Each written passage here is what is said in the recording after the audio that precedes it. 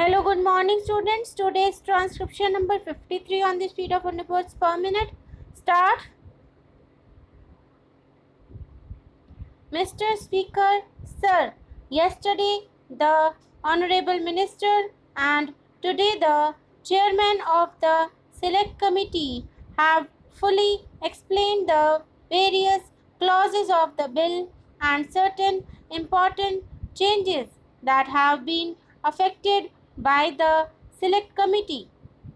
I propose to confine myself to two or three important features of the bill which require re-examination and close attention by the government.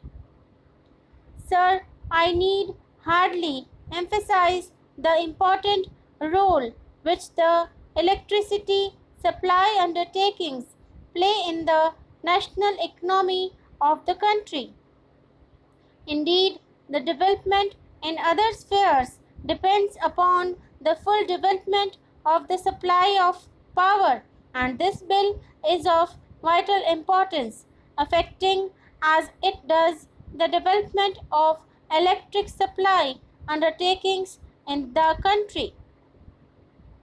I am focusing attention on the role that the private electricity undertakings are playing in the supply of electric power with a view to drawing the attention of government to the difficulties that are bound to be faced by these electricity undertakings in one or two directions. In this connection, I would not, therefore, like to take much of the time of the House, but I would like to draw the attention of the Honorable Minister to what my Honorable friend Shri Tulsi Das has stated and with whose comments I am in full agreement.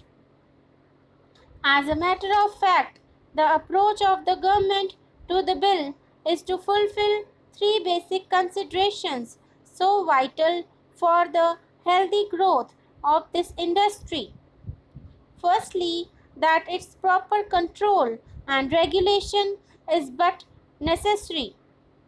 I fully agree that this is subject to certain differences on basic aspects, but the important consideration governing this bill is to attempt at providing suitable incentives to the industry, which alone can enable it to increase its capacity to the desired extent.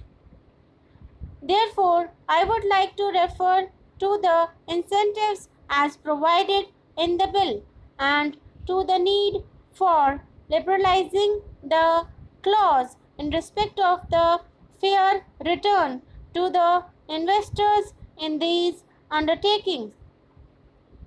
I would like to draw the attention of the Honorable Minister to the fact that since the passing of the original Act in 1948, only 8 states throughout the country have constituted the statutory electricity boards.